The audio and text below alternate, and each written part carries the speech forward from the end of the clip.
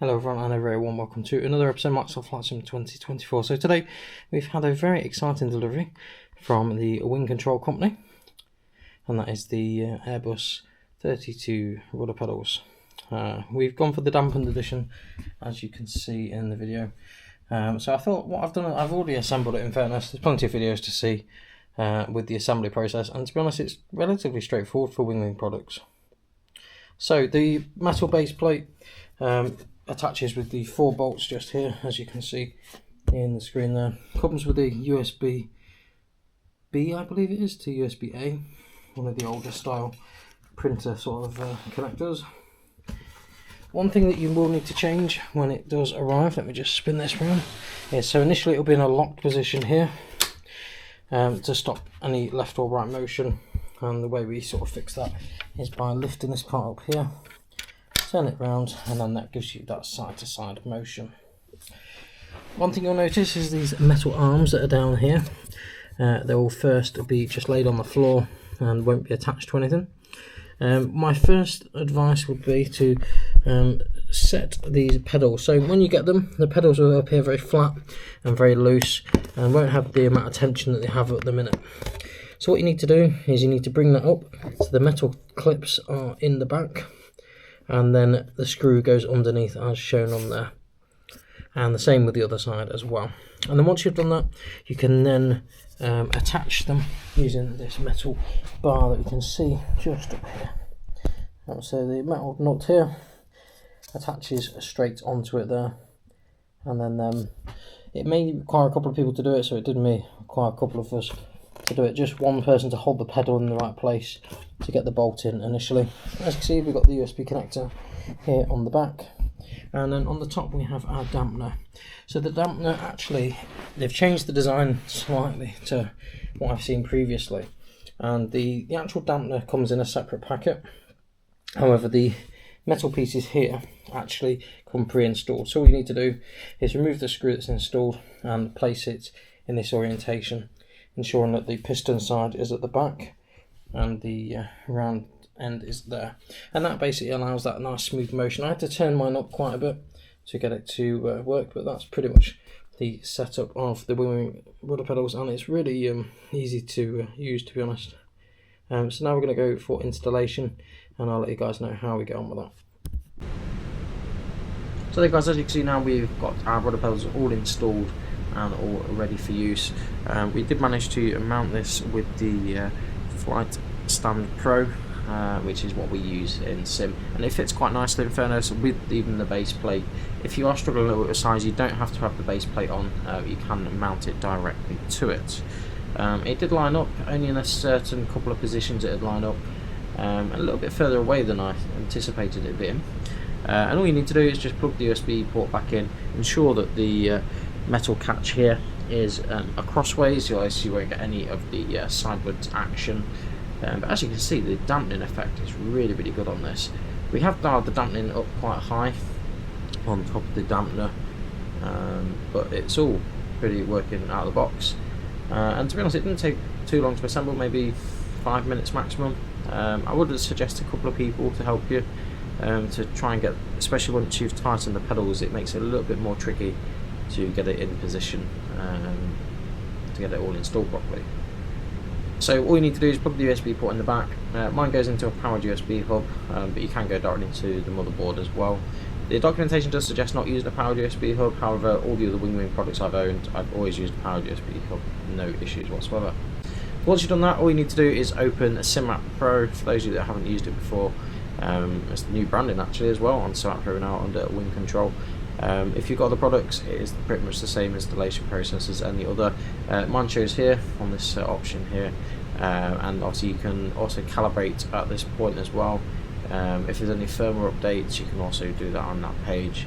There's no firmware updates as standard, but the calibration is all there. If you wish to calibrate, I haven't actually had to calibrate. As you can see, the amount is pretty much in the middle. If it puts full right rudder and full left rudder, you can see that always comes back to the neutral line with no major issues at all. So guys, what I thought you'd do is we'll jump in Sim, show you briefly what it's like in Sim.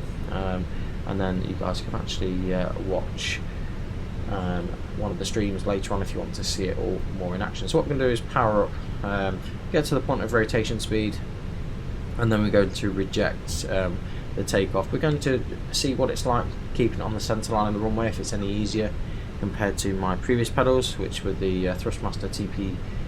I think it's TPR flight. It was the cheaper version, not the ones, the like pendulum ones.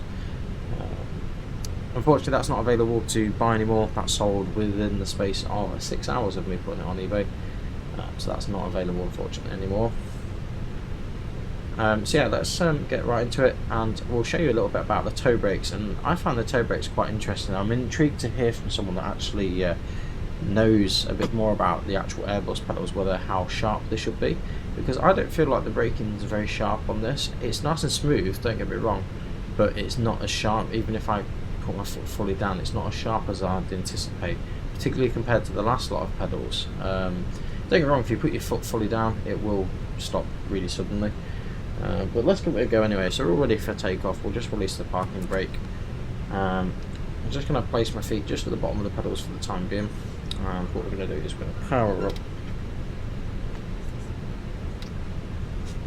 Now we're going to go to a Mantoga. We're going to apply a little bit of right rudder here. As you see, it's drifting to the right. We can easily correct that.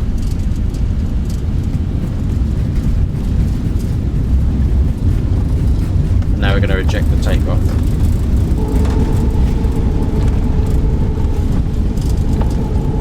I'm trying to keep it in the centre line, it's fairly straightforward. And we're going to go manual braking.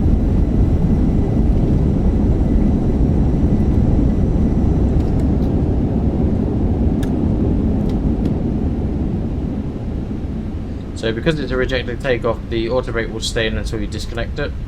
But as you can see, like the brakes, you can slow the aircraft very steadily. You can make it really sharp like that, but if I'm honest, it's not really a huge issue. I'll just ignore that at the moment.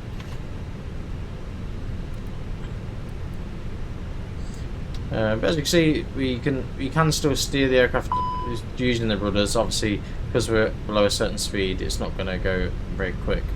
But you can keep that centre line nicely, to be fair. As you can see, apply a bit of left rudder. It's a lot slower action than you would anticipate, but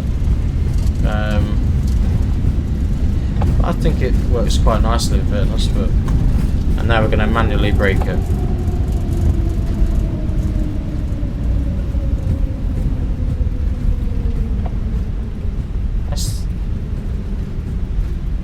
It does feel responsive, don't get me wrong. It's just not quite as sharp. So previously, obviously you've probably seen, it had some quite abrupt stops, where I feel like this you can slow it nice and gradually, which I guess is the idea. So what we'll do, we'll turn around, we'll do one more quick takeoff. What we'll do though is we'll disconnect the auto brake. I'll spin around here.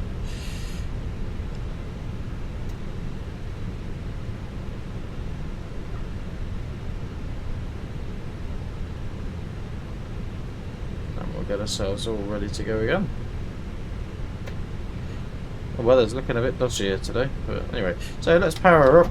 Toga sat in. We'll use the nose wheel steering, and then we'll use the rudders to. Ooh.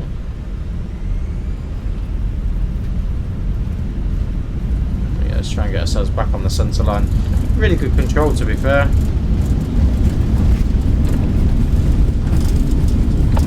And now we're going to reject the takeoff.